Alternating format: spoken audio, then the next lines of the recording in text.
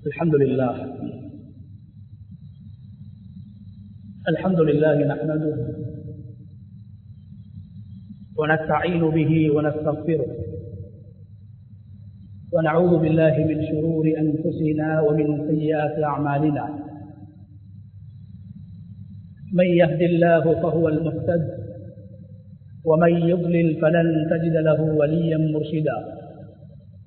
أشهد أن لا إله إلا الله وحده لا شريك له وأشهد أن نبينا محمدا عبده ورسوله وصلوات الله وسلامه على سيدنا ونبينا محمد وعلى آله وأصحابه وأهل بيته ومن تبعهم بإحسان إلى يوم الدين. أما بعد، فأوصيكم عباد الله بتقوى الله جل وعلا، فقد قال الله تبارك وتعالى في كتابه العزيز: أعوذ بالله من الشيطان الرجيم، بسم الله الرحمن الرحيم: والذين تبوأوا الدار والإيمان من قبلهم يحبون من هاجر إليهم ولا يجدون في صدورهم حاجة مما أوتوا ويؤثرون على أنفسهم ولو كان بهم خصاصة ومن يوق شح نفسه فأولئك هم المفلحون. صدق الله العظيم. இந்த உலகை படைத்து பரிபாலித்துக் கொண்டிருக்கும் ரப்புல் ஆலமீன் அல்லாஹுக்கே புகழ் அனைத்தும். சலாத்தும் சலாமும் நமது தூதர் முஹம்மது ஸல்லல்லாஹு அலைஹி வஸல்லம் அவர்கள் மீதிலும், அவர்களை பின்பற்றி வாழ்ந்த சஹாபாக்கள், தாபிஊன்கள், தபஉ தாபிஈன்கள், கியாமத்துடைய நாள் வரைக்கும் இந்த உலகத்தில் அல்லாஹ்வை ஏற்று வாழ்கின்ற அனைத்து முஃமின்கள் மீதும் உண்டாகட்டும்.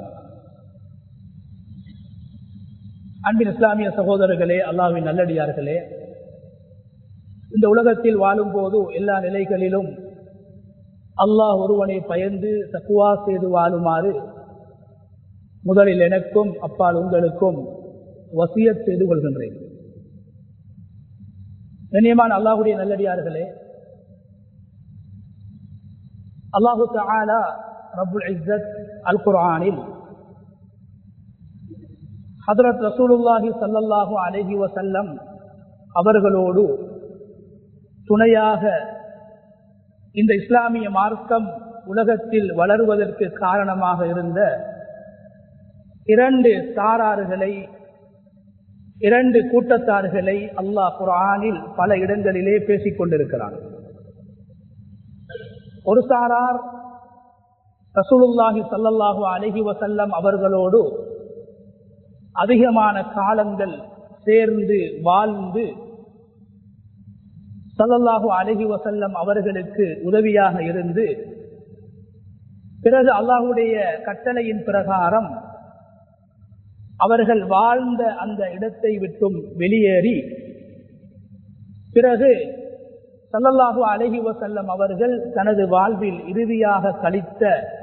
இறுதியாக செலவழித்த வாழ்ந்த அந்த மதீனா நகரத்துக்கு சென்று அங்கு ஸல்லல்லாஹு அலைஹி வஸல்லம் அவர்களோடு வாழ்ந்த அந்த சமூகம், அவர்களை அல் குர்ஆன் முஹாஜிரூன் என்று வர்ணிக்குகின்றது. வாழ்ந்த இடத்தை விட்டும் வாழ்ந்த பிரதேசத்தை விட்டும் வெளியேறி சென்றவர்கள், வீடு வாசல்களை விட்டு, சில போது மனைவி மக்கள்களை விட்டு, கடை தெருவுகளை விட்டும் வெறுங்கையோடு மதீனாவுக்கு சென்று வாழ்ந்த மக்காவில் பிறந்த அந்த சமூகம், அவர்களை முஹாஜிரூன்கள் என்று அல் குர்ஆன் வர்ணித்துக் கொண்டிருக்கிறது. அல்லாஹ் பல இடங்களிலே பேசுகின்றான்.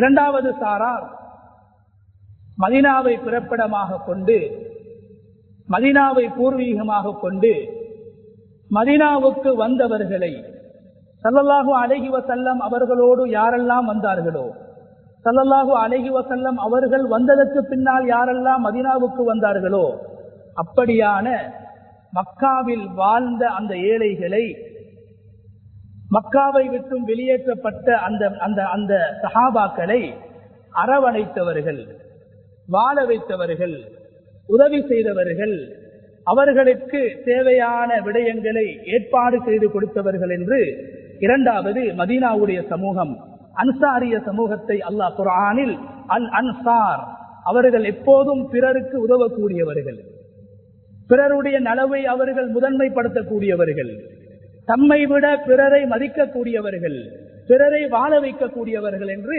அல் அன்சார் என்று மதீனா வாசிகளுக்கு அல்லாஹ் குர்ஆனில் பெயர் சொல்லி இருக்கின்றான்.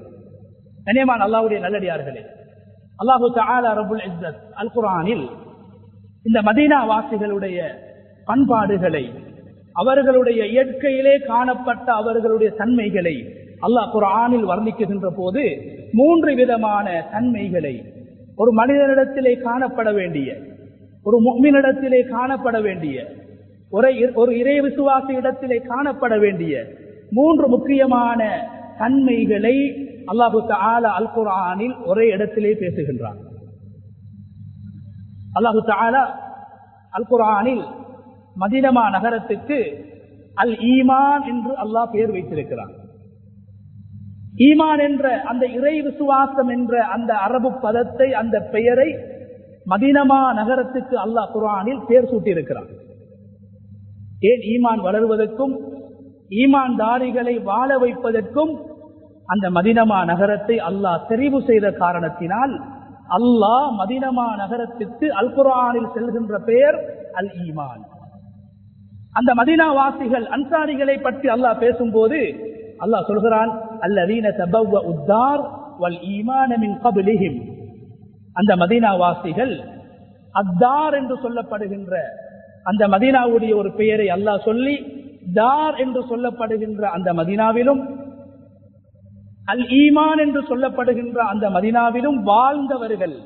அந்த அன்சாரிகள் மதீனா வாசிகள் எப்படிப்பட்டவர்கள் என்றால், முதலாவது தன்மை அல்லாஹ் சொல்கிறான், யுஹிப்பூன மன் ஹாஜர இலைஹிம். அந்த மக்கள் எப்படிப்பட்டவர்கள் என்றால், மதீனாவுக்கு வெளியாலிருந்து யாரெல்லாம் வருவார்களோ, வேறு ஊர்களில் இருந்து, நாடுகளில் இருந்து, பிரதேசங்களில் இருந்து யாரெல்லாம் மதீனாவுக்கு வருவார்களோ அவர்களை அன்பாக, அவர்களோடு அன்பாக நடந்து கொள்வார்கள். முதலாவது அடையாளம். வந்தவர்கள் என்று பார்க்க மாட்டார்கள், வேறு ஊரை சேர்ந்தவர்கள் என்று பார்க்க மாட்டார்கள், வந்தான் வரத்தான் என்று சொல்ல மாட்டார்கள். முதலாவது அடையாளம், அன்சாரிகளுடைய அடையாளம், சிறப்பு அம்சம், யுஹிப்பூன மன் ஹாஜர இலைஹிம். வந்தவர்களை ஆதரிப்பார்கள், வந்தவர்களுக்கு உதவுவார்கள், வந்தவர்களை நேசிப்பார்கள் என்ற அந்த அன்பை, பிறர் மீது காட்டுகின்ற அன்பை, கருசனையை அல்லாஹ் முதலாவது அடையாளமாக மதீனாவாசிகளுடைய அடையாளத்தை பற்றி பேசுகின்ற போது அல்லாஹ் சொல்கின்றான். இரண்டாவது அடையாளம் கண்ணியமானவர்களே, வலா யஜிதூன ஃபீ சுதூரிஹிம் ஹாஜத்தம் மிம்மா ஊத்து. அவர்கள் எப்போதும் மதீனாவுக்கு வந்து வாழக்கூடிய வேறு ஊர்களை சேர்ந்தவர்கள், வேறு பிரதேசங்களை சேர்ந்தவர்கள், மக்காவில் இருந்து வந்து மதீனாவிலே வியாபாரம் செய்து, தொழில் செய்து, வியாபாரங்களில் ஈடுபட்டு முன்னேற்றம் கண்டிருக்கக்கூடிய, வந்து முன்னேறி இருக்கிறார்கள். மக்காவில் இருந்து வெறுங்கையோடு வந்து மதீனாவிலே வியாபாரம் செய்து, மதீனாவிலே தொழில் செய்து, மதீனாவிலே அவர்கள் வியாபார நடவடிக்கைகளில் ஈடுபட்டு முன்னேற்றம் கண்ட வந்தவர்களை பார்த்து, மதீனாவிலே வாழக்கூடியவர்கள், மதீனாவிலே பிறந்தவர்கள், மதீனாவிலே பூர்வீகமாக வாழக்கூடியவர்கள் ஒருபோதும் வந்தவர்களுடைய முன்னேற்றத்தை கண்டு பொறாமை கொள்ள மாட்டார்கள்.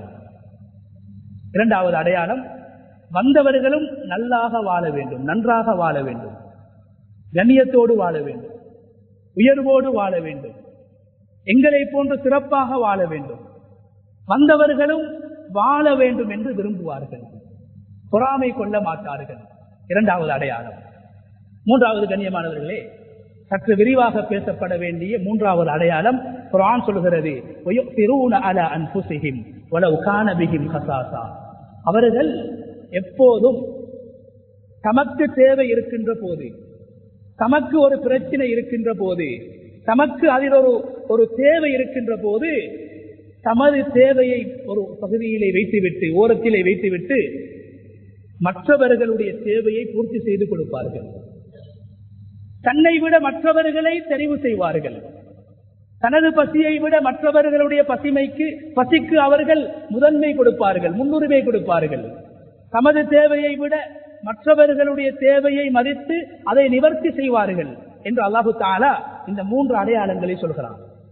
கண்ணியமான சகோதரர்கள், இந்த 3வது அல் ஈசார் என்று அல் குர்ஆனில் பேசுகின்ற பிறர் நலன் காத்தல், பிறருடைய நலவை பேணுதல், பிறருக்கு நலவு செய்தல், தன்னை விட பிறரை மதித்தல், தன்னை விட பிறரை தெரிவு செய்தல், இதை இஸ்லாம் ஆழமாக பேசியிருக்கிறது.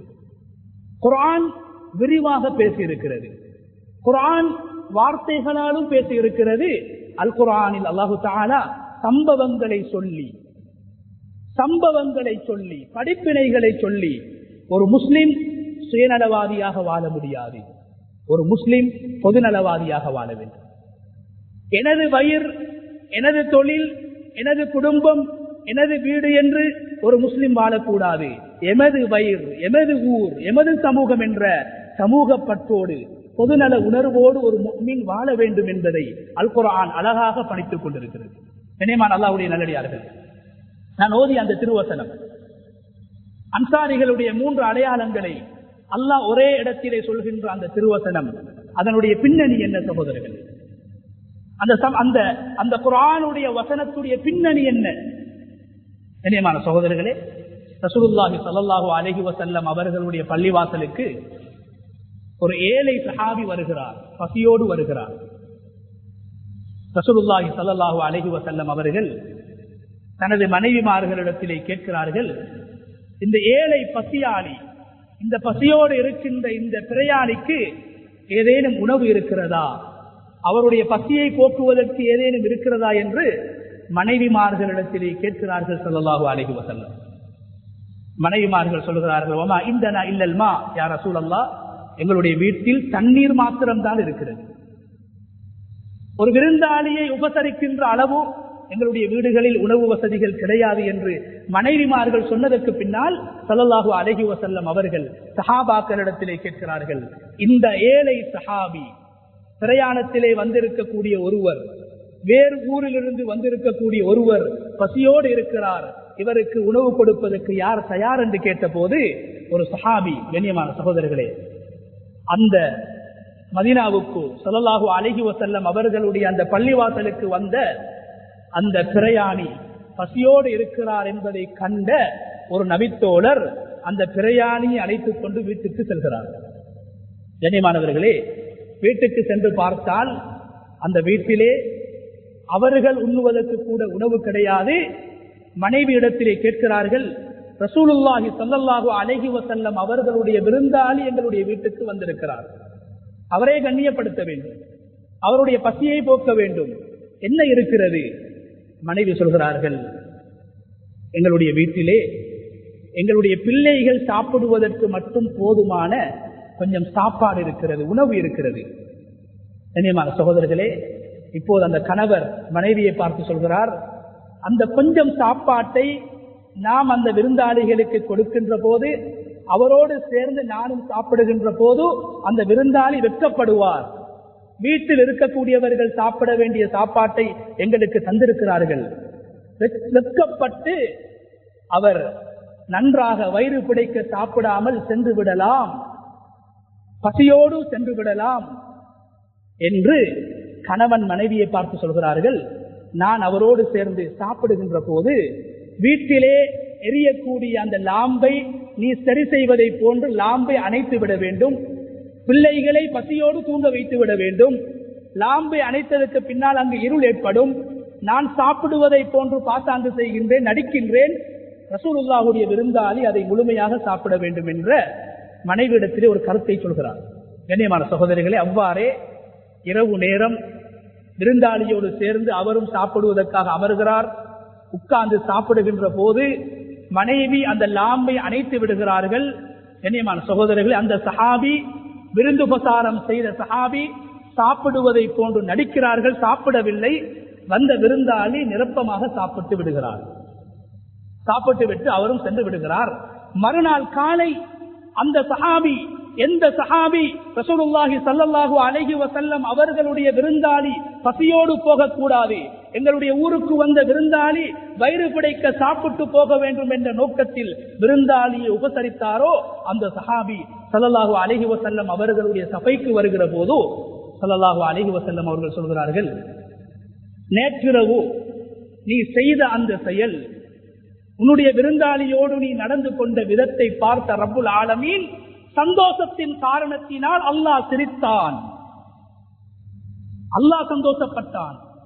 ஒரு மனிதர் தனது பசியை விட பிறருடைய பசிக்கு முதன்மை கொடுக்கின்ற போது, தனது வயிற்றை விட மற்றவர்களுடைய வயிற்றை நிரப்புகின்ற போது அல்லாஹ் சந்தோஷப்பட்டான் என்று ஸல்லல்லாஹு அலைஹி வஸல்லம் அவர்கள் நன்மாராயம் சொல்லிவிட்டு சொன்னார்கள், ஸல்லல்லாஹு அலைஹி வஸல்லம் அவர்கள், நீங்கள் நடந்து கொண்ட அந்த விதத்தின் காரணத்தினால் அல்லாஹு தஆலா அல் குர்ஆனுடைய வசனத்தை இறக்கினான் என்று நான் ஆரம்பத்தில் ஓதி காட்டி மொழிபெயர்த்த அந்த அன்சாரிகளுடைய 3 அடையாளங்களையும் கொண்ட அந்த வசனத்தை உள்ளடக்கிய அந்த வசனத்தை ஸல்லல்லாஹு அலைஹி வஸல்லம் அவர்கள் சஹாபாக்களுக்கு ஓதி காட்டினார்கள். கண்ணியமானவர்களே, பெரிதாக ஒன்றும் செய்யவில்லை. தனது பசியை விட பிறருடைய பசியை மதித்தார். தனக்கு தேவை இருக்கும் போது பிறருடைய தேவைக்கு முதன்மை முக்கியத்துவம் கொடுத்தார். அல்லாஹு தஆலா அவருடைய பெயரை சொல்லாமல் அவருடைய அந்த சம்பவத்தை, அந்த நிகழ்வை கியாமத்துடைய நாள் வரைக்கும் ஓதப்படுகின்ற அல் குர்ஆனிலே அல்லாஹ் பேசிக்கொண்டே இருக்கின்றான். அதே நேரத்தில் கண்ணியமான அல்லாஹ்வுடைய நல்லடியார்களே, அல்லாஹு தஆலா ரப்புல் இஸ்ஸத் அல் குர்ஆனில் 2 சம்பவங்களை சொல்கிறான். 2 சம்பவங்களுடைய பின்னணியும் ஒரே நிகழ்வுதான், ஒரே விடயம்தான். ஆனால் 2 இடங்களிலே அல்லாஹ் பேசுகின்றான். ஏழைக்கு உணவளித்த ஒரு பசியாளியுடைய பசியை போக்கி தான் பசியோடு உறங்கிய பிள்ளைகளை பசியோடு உறங்க வைத்தவருடைய பெயரை கூட அல்லாஹ் சொல்லவில்லை. அவரை புகழ்ந்து, அவர் வாழ்ந்த சமூகத்தை புகழ்ந்து, அவர் வாழ்ந்த ஊரை புகழ்ந்து அல்லாஹ் குர்ஆனில் பேசியிருக்கிறார். இன்னும் ஒரு சாரார், கண்ணியமான அல்லாஹ்வுடைய நல்லடியார்களே, சூரா அல் கஹஃப் வெள்ளிக்கிழமையிலே நாங்கள் ஓதுகின்றோம். சூரா அல் கஹஃபில் அல்லாஹு தஆலா முக்கியமான சம்பவங்களை சொல்கிறான். ஆட்சியாளர்களை பற்றியும் பேசுகிறான், நபிமார்களை பற்றியும் அல்லாஹ் பேசுகிறான், அல்லாஹ்வுடைய இறைநேசர் அவுலியாக்களை பற்றியும் அல்லாஹ் பேசுகிறான். அதே நேரத்திலே கண்ணியமானவர்களே, அல்லாஹு தஆலா ஒரு மனிதனுக்கு பொருளாதார வளங்களை கொடுத்திருந்தான், விவசாய நிலங்களை கொடுத்திருந்தான், காணி பூமிகளை கொடுத்திருந்தான். ஸல்லல்லாஹு அலைஹி வஸல்லம் அவர்களுடைய காலத்தில் வாழ்ந்தவர் அல்ல. ஸல்லல்லாஹு அலைஹி வஸல்லம் அவர்கள் இந்த உலகத்திலே பிறப்பதற்கு முன்னால் ஒரு மனிதன் உலகத்திலே வாழ்ந்தார். அல்லாஹ் சொல்கிறான், அவருக்கு நாங்கள் 2 திராட்சை தோட்டங்களை கொடுத்திருந்தோம். 2 விசாலமான திராட்சை தோட்டங்கள். அந்த தோட்டங்களுக்கு இடையிலே ஈச்சம் மரங்கள், அந்த தோட்டங்களுக்கு சூழால் அழகான நதிகள். சுப்ஹானல்லாஹ், சொர்க்கத்தை போன்ற ஒரு வாழ்க்கை. 2 திராட்சை தோட்டங்கள், இடையிலே பேரித்தம்பழம் மரங்கள், அந்த தோட்டத்துக்கு சூழால் அழகான நதிகள் ஓடிக்கொண்டிருக்கிறது. வளங்களை அல்லாஹ் கொடுத்திருந்தார். நீர் வளம், விவசாய வளம், பொருளாதார வளம் கொடுக்கப்பட்ட ஒரு மனிதர். அவர் நினைத்தார், இந்த தோட்டம், இதை நான் உருவாக்கி இருக்கிறேன், இந்த நதிகளை நான் உருவாக்கி இருக்கிறேன், நான் என்ற உணர்வு, எனது எனது என்ற உணர்வு, சுயநல உணர்வு, உலக ஆசையின் போதையின் உச்சகட்டத்தை அடைந்த அந்த மனிதன் அவருடைய நண்பரை, அவரோடு வாழ்ந்தவரை, அவரை போன்ற ஒரு ஏழையை, அதாவது அவரோடு வாழ்கின்ற ஒரு சாதாரண மனிதர், ஒரு ஏழை மனிதர், அல்லாஹ் இவருக்கு செல்வத்தை கொடுத்திருந்தான், வளங்களை கொடுத்திருந்தான், வசதி வாய்ப்புகளை கொடுத்திருந்தான். நான் என்ற அந்த சுயநல உணர்வு, அதன் காரணத்தினால் அவரோடு ஒன்றாக இருக்கின்ற அவருடைய ஏழை நண்பரை அவர் பரிகாசம் செய்கின்றார், அற்பமாக கருதுகின்றார். என்ன சொல்கிறார்? ஒரு வார்த்தை. ஏழை நண்பரை பார்த்து சொல்கிறார், வளர்ந்தவர், உயர்ந்தவர், முன்னேறியவர், பொருளாதாரத்தில் உச்சத்தை அடைந்தவர், அவருக்கு பெருமை ஏற்படுகிறது, சமூகத்துக்கு செய்ய வேண்டிய கடமைகளை மறுத்து விடுகிறார், மறந்து விடுகிறார், ஊருக்கு செய்ய வேண்டிய கடமைகளை மறுத்து விடுகிறார், மறந்து விடுகிறார். நண்பனை பார்த்து சொல்கிறார், நான் உன்னை விடவும் பணக்காரன், நான் பணக்காரன், என்னுடைய ஆறு, என்னுடைய நதிகள், என்னுடைய தோட்டங்கள், என்னுடைய துறவுகள், நான் உன்னை விட செல்வந்தன், உன்னை விட மக்களால் செல்வாக்கு உள்ளவன். உன்னை மக்கள் தேடி வருவதை விட என்னை தேடி வருகிறார்கள், உன்னோடு பேசுவதை விட என்னோடு பேசுகிறார்கள். ஆள் பலம் இருக்கிறது, அதிகார பலம் இருக்கிறது, காசு பணம் இருக்கிறது என்று பெருமையாக பேசுகிறார். நண்பருக்கு செய்ய வேண்டிய கடமை அல்லாஹ் உனக்கு தந்திருப்பது நீ மாத்திரம் சாப்பிடுவதற்கல்ல, நீயும் சாப்பிட வேண்டும், பிள்ளைகளும் சாப்பிட வேண்டும், ஏழைகளும் அதில் சாப்பிட வேண்டும், ஏழைகளுடைய பசியும் போக்கப்பட வேண்டும் என்ற பொதுநல உணர்வை மறந்து பேசுகிறார். கண்ணியமான அல்லாஹ்வுடைய நல்லடியார்களே, சூரா அல் கஹ்ஃபில் சுமார் 13 ஆயத்துக்களிலே சுப்ஹானல்லாஹ் அல்லாஹ் தஆலா குர்ஆனில் சில விடயங்களை மிக சுருக்கமாக பேசுவான்.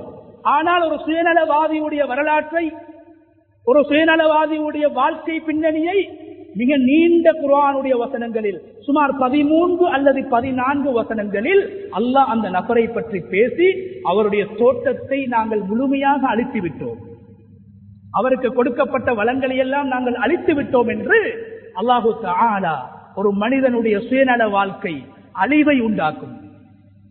சுயநலமாக சம்பாதிக்கின்ற பணம், சுயநலமாக தேடுகின்ற வளங்கள் அது உலகத்தில் அழிந்துவிடும்.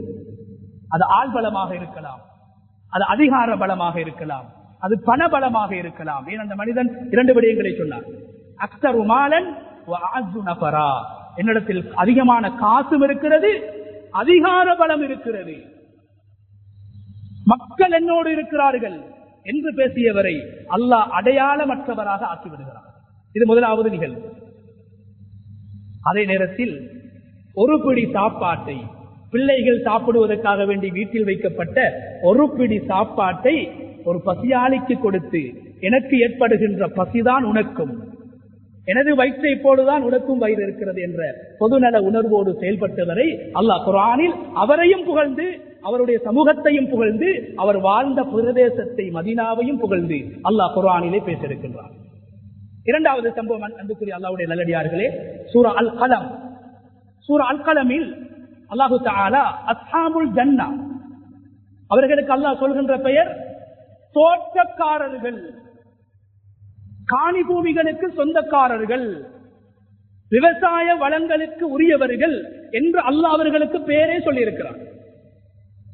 ஒரு சில பிள்ளைகள், 5-6 சகோதரர்கள், வீட்டிலே அறுவடையுடைய நாள் நெருங்குகிறது, நாளைய தினம் அறுவடை செய்ய வேண்டும். இரவிலே 5-6 சகோதரர்களும் தனிமையிலே ஒரு ஆலோசனை செய்கிறார்கள், ஒரு மசூரா செய்கிறார்கள். என்ன மசூரா? நாம் நாளைய தினம் அதிகாலையோடு சூரியன் உதிப்பதற்கு முன்னால் சென்று எங்களுடைய அறுவடைகளை நாங்கள் செய்ய வேண்டும். என்ன காரணம்? எங்கட வாப்பாட பழக்கம், எங்கட தந்தையுடைய பழக்கம் என்ன? அவர் பகல் நேரத்தில் அறுவடை செய்வார். அறுவடை செய்கின்ற போது ஏழைகள் வருவார்கள், அவர்களுடைய ஹக்கை எடுப்பதற்காக. அல்லாஹ் அவர்களுக்கு கொடுக்க சொன்ன அந்த ஹக்கை எடுப்பதற்காக ஏழைகள் வருவார்கள். எங்கட வாப்பா ஏழைகளுக்கு வாரி வழங்கி விடுவார், கொடுத்து விடுவார், அள்ளி கொடுப்பார். அது போன்று நாங்கள் செய்யக்கூடாது.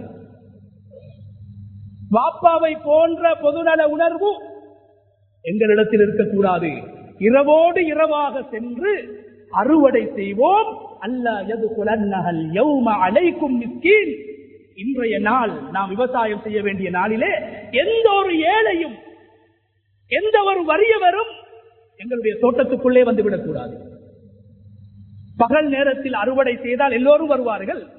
நாங்கள் சுபகுக்கு முன்னால், சூரியன் உதிப்பதற்கு முன்னால் மெதுவாக சென்று, அமைதியாக சென்று, சத்தம் போடாமல் சென்று அறுவடை செய்து அனைத்தையும் நாங்கள் சாப்பிட்டு விடுவோம் என்ற சுயநல உணர்வோடு மசூரா செய்கிறார்கள்.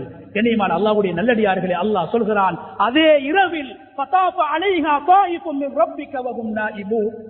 இரவிலே மசூரா செய்துவிட்டு நேரத்தோடு எழும்ப வேண்டும், தஹஜ்ஜுதோடு எழும்ப வேண்டும், நாங்கள் அறுவடை செய்ய வேண்டும், யாரும் கண்டுவிடக் கூடாது, கண்டால் கேட்பார்கள், கொடுக்க வேண்டும், மறைத்து செய்வோம் என்று உறங்கிக் கொண்டிருக்கிறார்கள். அன்றைய இரவிலே அல்லாஹ் குர்ஆனிலே சொல்கிறான், நாம் தண்டனையை இறக்கிவிட்டோம், வானத்திலிருந்து நெருப்பு மலையை நாங்கள் பேய வைத்து விட்டோம். அவர்களுடைய தோட்டம் அழிந்து விடுகிறது, கருகி விடுகிறது, கருப்பாக மாறிவிடுகிறது. காலையில் எழும்புகிறார்கள், அவர்களுக்கு தெரியாது, பதுங்கி பதுங்கி தோட்டத்துக்கு போகிறார்கள், அமைதியாக போகிறார்கள், மெதுவாக போகிறார்கள், யாரும் கண்டுவிடக் கூடாது, கண்டால் கொடுக்க வேண்டும், நாம் மாத்திரம் புசிக்க வேண்டும் என்ற பொதுநல உணர்வோடு போகிறார்கள். போய் பார்க்கிறார்கள், அவர்களுடைய தோட்டம் அடையாளமற்றதாக மாறி இருக்கிறது. சொல்கிறார்கள், நாம் வந்திருப்பது எங்களுடைய தோட்டம் அல்ல, வேறு யாருடைய தோட்டத்துக்கு நாங்கள் வந்திருக்கிறோம். நேற்று இரவு அழகாக இருந்தது, பசுமையாக இருந்தது, காய்களும் கனிகளும் அங்கு இருந்தது, இது எங்களுடைய தோட்டம் அல்ல என்று திரும்பி போக பார்க்கிறார்கள்.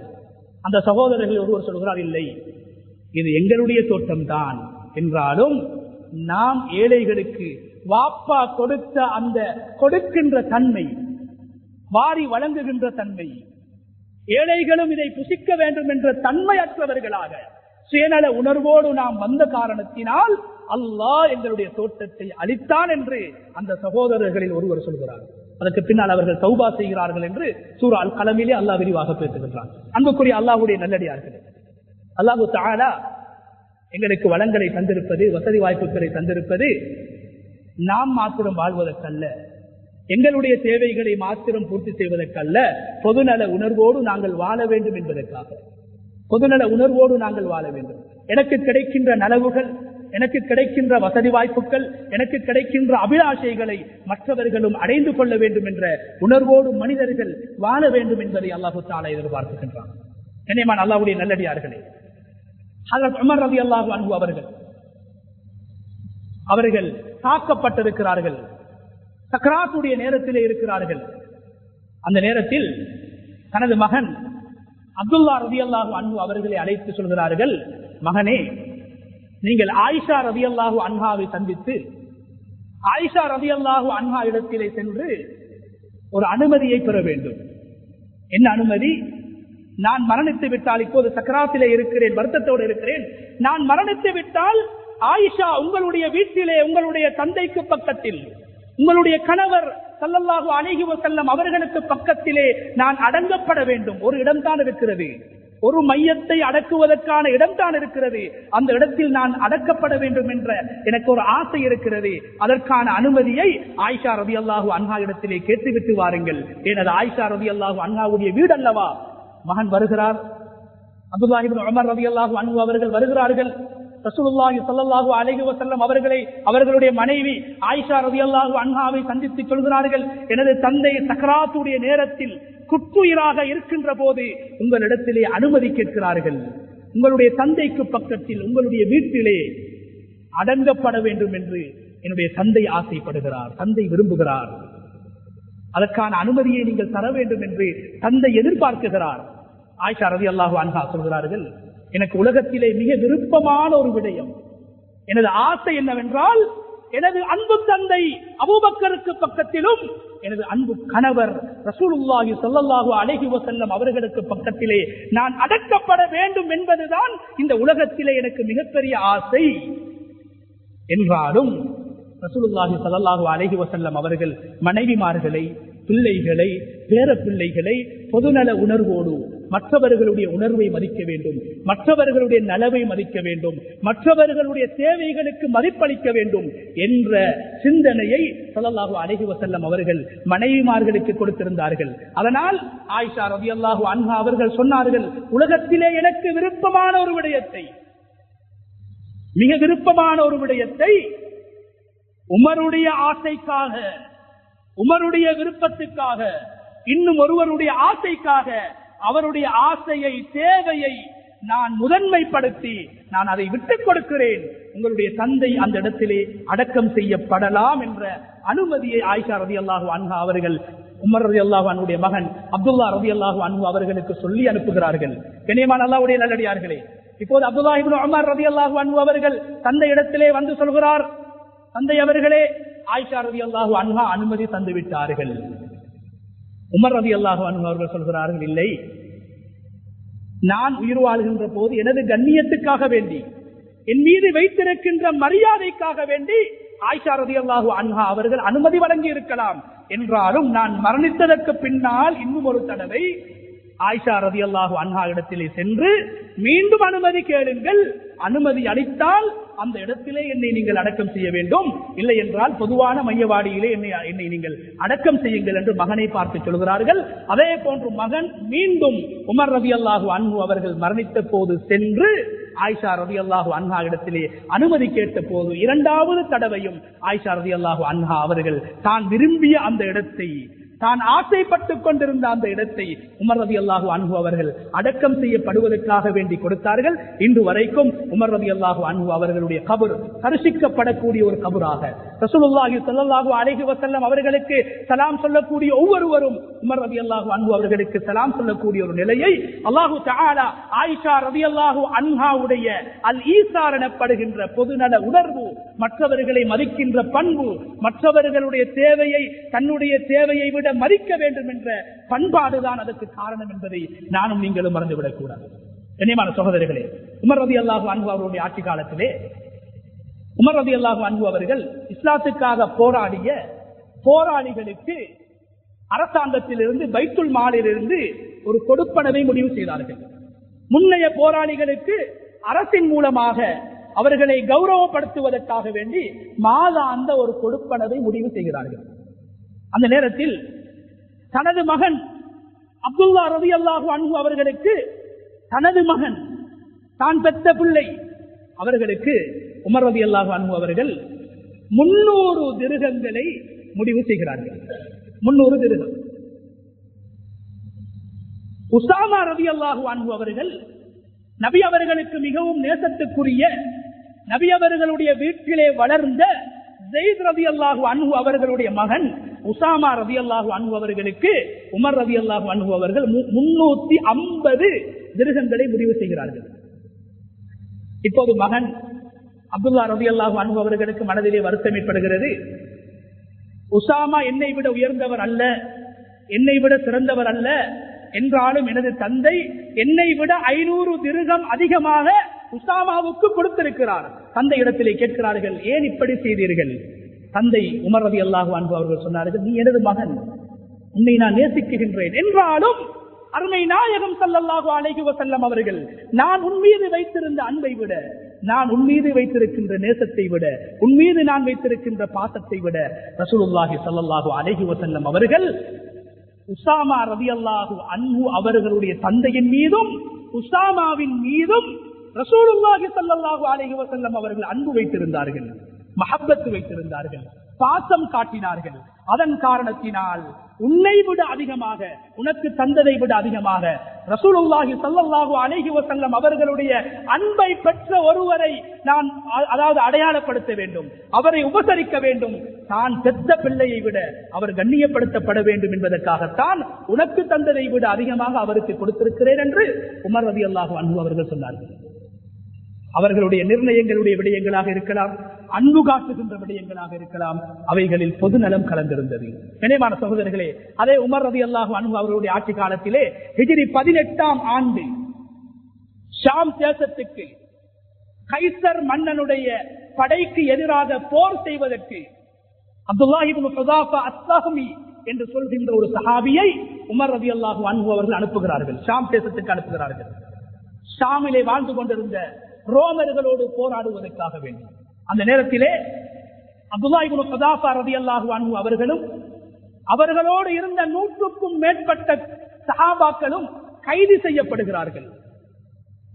கிறிஸ்தவ அரசு அவர்களை கைது செய்து சித்திரவதை செய்யப்படுகிறது, அநியாயம் செய்யப்படுகிறது, மதுபானங்கள் அவர்களுடைய வாய்களிலே ஊற்றப்படுகிறது, பன்றி மாமிசங்கள் அவர்களுக்கு உணவாக கொடுக்கப்படுகிறது, பல்வேறுபட்ட அநியாயங்கள் அவர்களுக்கு செய்யப்படுகிறது.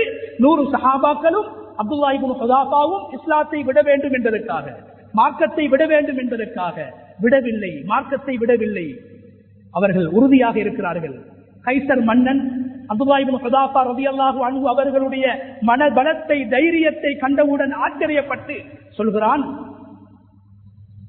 அப்துல்லாஹ் இப்னு ஹுதாஃபாவே, நீ கிறிஸ்தவ மதத்தை தழுவினால் என்னுடைய ஆட்சியின் அரைவாசை உனக்கு தருவேன், பாதி ஆட்சி உனக்கு தருவேன், நிச்சயமாக தருவேன். நீ மதத்தை விட வேண்டும், இஸ்லாத்தை விட வேண்டும். அப்துல்லாஹ் இப்னு ஹுதாஃபா ரலியல்லாஹு அன்ஹு அவர்கள் சொன்னார்கள், இல்லை, உலகத்தின் ஆட்சியை தந்தாலும் உலக ஆட்சியை தந்தாலும் எனது மார்க்கம் இஸ்லாத்தை நான் விட்டுக் கொடுக்க மாட்டேன். இவருடைய உறுதியை பார்த்த கைசருக்கு விளங்குகிறது, இவரை அழிக்க முடியாது, இவரை வற்புறுத்தி மதம் மாற்ற முடியாது, இவரை விடுதலை செய்ய வேண்டும். விடுதலை செய்வதற்கு வேற வழி கிடையாது. இறுதியாக அந்த கைசர் மன்னன் அப்துல்லாஹ் இப்னு ஹுதாஃபா ரலியல்லாஹு அன்ஹு அவர்களை பார்த்து சொல்கிறார், அப்துல்லாவே, எனது தலையை நீ முத்தமிட வேண்டும். எனது தலையை நீ முத்தமிட்டால் உன்னை நான் விடுதலை செய்கிறேன். சுப்ஹானல்லாஹ். சித்திரவதை செய்யப்பட்டவர்கள், அநியாயம் செய்யப்பட்டவர்கள், நெருப்பினால் சூடு போடப்பட்டவர்களுக்கு சொல்லப்படுகிறது, இன்னொரு விஷயம், என் தலையை நீ முத்தமிடு, உன்னை நான் விடுதலை செய்கிறேன். கண்ணியமானவர்கள், உன்னை மாத்திரம் விடுதலை செய்வேன். அப்துல்லாஹ் இப்னு ஹுதாஃபா ரலியல்லாஹு அன்ஹு அவர்கள் ஒரு சுயநலவாதி அல்ல, எனது உயிர் எனது குடும்பம் என்று வாழ்ந்தவர்கள் அல்ல. என்னோடு 100க்கும் மேற்பட்ட நபித்தோழர்கள் கைதியாக இருக்கிறார்கள்.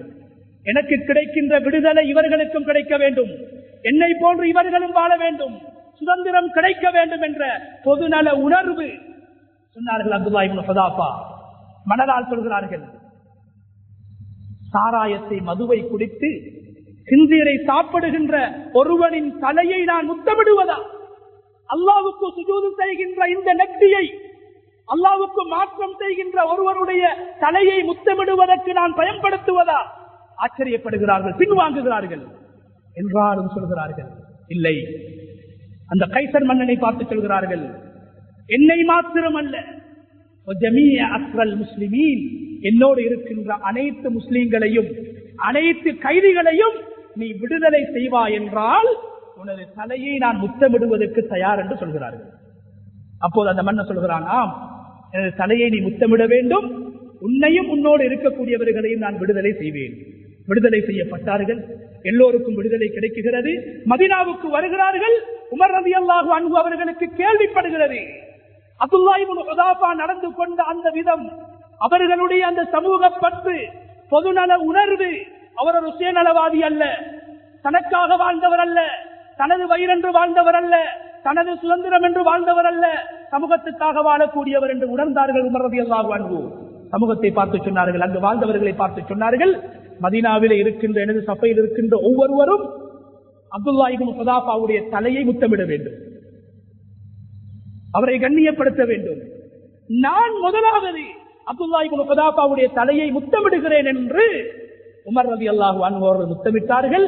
அப்துல்லாஹ் இப்னு ஹுதாஃபா ரலியல்லாஹு அன்ஹு அவர்கள் அங்கிருந்து எல்லோரும் முத்தமிட்டார்கள், கண்ணியப்படுத்தினார்கள். கண்ணியமான சகோதரர்கள், அவர் நினைத்திருந்தால், விரும்பி இருந்தால், அவர் மாத்திரம் சுதந்திரத்தை பெற்று விடுதலையை பெற்று மதீனாவுக்கு வந்து சேர்ந்திருக்கலாம். என்னோடு இருக்கக்கூடியவர்களும் என்னை போன்ற மனிதர்கள், என்னை போன்று உணர்வு உள்ளவர்கள் என்று மற்றவர்களுடைய தேவையை, உணர்வை மதித்தார்கள். அப்துல்லாஹ் இப்னு பஜலி, அப்துல்லாஹ் இப்னு ஜரீர் இப்னு அப்துல்லாஹ் அல் பஜலி ரலியல்லாஹு அன்ஹு அவர்கள் சொல்லி முடித்துக் கொள்கிறேன். அதாவது தொழிலிலே ஈடுபடுகின்ற போது, வியாபாரங்களில் ஈடுபடுகின்ற போது கூட நாங்கள் சுயநல உணர்வோடு வாழ்ந்துவிடக் கூடாது, பொதுநல உணர்வு இருக்க வேண்டும். குடும்ப விடயமாக இருக்கலாம், மற்றவர்களுக்கு உணவளிக்கக்கூடிய விடயங்களாக இருக்கலாம், மற்றவர்களுடைய உணர்வுகளை மதிக்கின்ற விடயங்களாக இருக்கலாம், மற்றவர்களுடைய தேவைகளை பூர்த்தி செய்கின்ற விடயங்களாக இருக்கலாம், எங்களுடைய வியாபார நடவடிக்கைகளாக இருக்கலாம். ஜரீர் இப்னு அப்துல்லாஹ் அல் பஜலி ரலியல்லாஹு அன்ஹு அவர்கள் ஒரு அழகான சஹாபி. உமர் ரலியல்லாஹு அன்ஹு அவர்கள் சொன்னார்கள், யூசுப் ஹாதிஹில் உம்மா, இந்த சமூகத்திலே யூசுப் அலைஹிஸ்ஸலாத்தை நீங்கள் பார்க்க வேண்டுமாக இருந்தார், ஜரீர் இப்னு அப்துல்லாஹ் அல் பஜலியை பார்த்துக் கொள்ளுங்கள் என்று சொன்னார்கள். ஒரு செல்வந்த சஹாபி, அழகான சஹாபி, அதிகாரத்தோடு வாழ்ந்த சஹாபி. கண்ணியமானவர்களே, இவர்கள் என்ன செய்கிறார்கள், தனது வேலைக்காரனை அழைத்து சொல்கிறார்கள், நீ சந்தைக்கு சென்று எனக்கு ஒரு குதிரையை வாங்கி கொண்டு வர வேண்டும், ஒரு குதிரையை வாங்கி கொண்டு வர வேண்டும். வேலைக்காரன் சந்தைக்கு போகிறார். மிக பெறுமதியான ஒரு குதிரை. அந்த குதிரையை விற்கக்கூடியவருக்கு அந்த குதிரையுடைய பொறுமதி தெரியாது. வேலைக்காரன் என்ன செய்கிறார், பொறுமதியான ஒரு குதிரையை 300 திர்ஹங்கள் கொடுத்து வாங்கி விட்டு வருகிறார். வியாபாரியும் பொருந்திக் கொண்டார், இவரும் காசை கொடுத்தார். அப்படியே குதிரை எடுத்துக்கொண்டு ஜரீர் ரலியல்லாஹு அன்ஹுடைய வீட்டுக்கு வருகிறார்கள். ஜரீர் ரலியல்லாஹு அன்ஹு அவர்கள் ஒரு செல்வந்த சஹாபி, குதிரையிலே பிரயாணம் செய்யக்கூடியவர்கள், அது பற்றி அனுபவம் இருந்தது. வேலைக்காரனை பார்த்து கேட்டார்கள், இந்த குதிரையை நீ எவ்வளவுக்கு வாங்கினாய்? வேலைக்காரர் சொன்னார், இந்த குதிரையை நான் 300 திர்ஹங்களுக்கு வாங்கினேன். ஜரீர் ரலியல்லாஹு அன்ஹு உடனடியாக சொன்னார்கள், நீ யாரிடத்தில் இந்த குதிரையை வாங்கினாயோ அவரை அழைத்துக் கொண்டு வா. கண்ணியமானவர்களே, சந்தைக்கு போகிறான் வேலைக்காரன். அந்த வியாபாரி அழைத்துக் கொண்டு அப்படியே வீட்டுக்கு வருகிறார்கள். ஜரீர் ரலியல்லாஹு அன்ஹு கேட்டார்கள், இந்த குதிரை எவ்வளவு நீ விற்றாய்? அந்த மனிதர் சொன்னார், 300 திர்ஹம் நான் விருப்பத்தோடு விற்றேன். வெறும் காசு தந்தார், 300 திர்ஹத்துக்கு விற்று விட்டேன். ஜரீர் ரலியல்லாஹு அன்ஹு அவர்கள் சொன்னார்கள், இல்லை, இது 300 விடவும் பெறுமதியானது, நான் உனக்கு 500 திர்ஹம் தரவா? அந்த வியாபாரி சொல்கிறார், தாராளம். அப்போதும் ஜரீர் ரலியல்லாஹு அன்ஹு அவர்களுக்கு மனம் ஏற்றுக்கொள்ளவில்லை, திருப்தி கிடையாது. சொல்கிறார்கள், இல்லை, இது 500 திர்ஹம் அல்ல, 800 திர்ஹங்களுக்கு பெறுமதியான குதிரை. நீ தெரியாமல் 300 திர்ஹத்துக்கு விட்டுவிட்டாய்.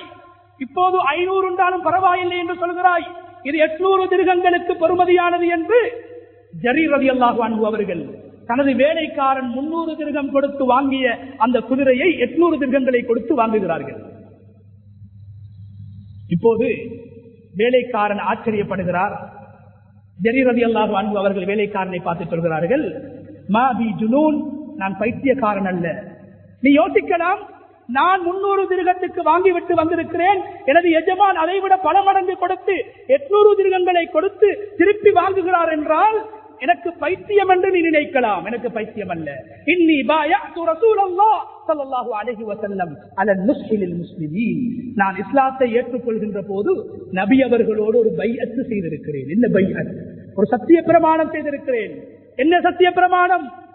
நான் முஸ்லிம்களோடு நலவாக நடந்து கொள்வேன், முஸ்லிம்களுக்கு நலவுதான் செய்வேன், முஸ்லிம்களுக்கு நலவு நாடுவேன், பொதுநல உணர்வோடுதான் வாழ்வேன் என்று நான் பையத்து செய்திருக்கிறேன். நபியுடைய பையத்துக்கு நான் மாற்றம் செய்ய மாட்டேன். அதனால் எனக்கு தெரியும், இது 300 திர்ஹத்துடைய குதிரை அல்ல, 800 திர்ஹங்களுக்கு பொறுமதியான குதிரை. நான் மீண்டும் காசை கொடுத்து அதை வாங்கினேன் என்று பொதுநல உணர்வை தெரியாமல் ஒரு வியாபாரி ஒரு பொருளை விற்று விட்டார். அதனுடைய பொறுமதி அவருக்கு தெரியாது, ஏமாற்றவில்லை, பணம் கொடுத்துத்தான் வாங்கினார்கள் என்றாலும் மனம் இடம் கொடுக்கவில்லை. நான் விரும்புவதை மற்றவரும் விரும்ப வேண்டும், எனக்கு லாபம் கிடைக்க வேண்டும் என்று ஆசை இருக்கிறதா, மற்றவர்களுக்கும் அது போன்ற லாபம் கிடைக்க வேண்டும் என்ற உணர்வோடு ஜரீர் ரலியல்லாஹு அன்ஹு அவர்கள் செயல்பட்டார்கள். எனவே அன்புக்குரிய அல்லாஹ்வுடைய நல்லடியார்களே, அல்லாஹ் குர்ஆனில் நான் என்பதை வெறுக்கின்றான், எனக்கு என்பதை வெறுக்கின்றான், என்னிடம் என்பதை வெறுக்கின்றான். நான் என்று சொன்ன இப்லீஸை அல்லாஹ் அழித்தான், எனக்கு என்று சொன்ன ஃபிரௌனை அழித்தான், என்னிடம் என்று சொன்ன காரூனையும் அழித்தான். அல்லாஹ்வுக்கு விருப்பம் இல்லாத 3 வார்த்தைகள்: அன என்ற நான் என்ற வார்த்தை, லீ என்ற எனக்கென்ற வார்த்தை, இந்தி என்ற என்னிடம் என்ற வார்த்தை. காரூனையும் அழித்தான், ஃபிரௌனையும் அழித்தான், இப்லீஸையும் அழித்தான். எனவே நாம் என்று வாழ்வோம், மற்றவர்களுக்காக வாழ்வோம், மற்றவர்களுடைய உணர்வுகளை மதிப்போம், தேவைகளை பூர்த்தி செய்வோம். நானும் ஒரு மனிதன், அவரும் மனிதன் என்ற உணர்வோடு மற்றவர்களுடைய தேவைகளுக்கும் உணர்வுகளுக்கும் மதிப்பளித்து வாழக்கூடிய சந்தர்ப்பத்தை அல்லாஹு தஆலா ரப்பல் இஸ்ஸத் நம் அனைவருக்கும் நசீபாக்குவானாக. யா அல்லாஹ் எங்களுடைய பாவங்களை மன்னிப்பாயாக, யா அல்லாஹ் எங்களுடைய மாதாபிதாக்களுடைய பாவங்களை மன்னிப்பாயாக, யா அல்லாஹ் ஈமானோடு வாழ்ந்து ஈமானுக்காக உழைத்து ஈமானோடு இந்த உலகத்தை விட்டு பிரிகின்ற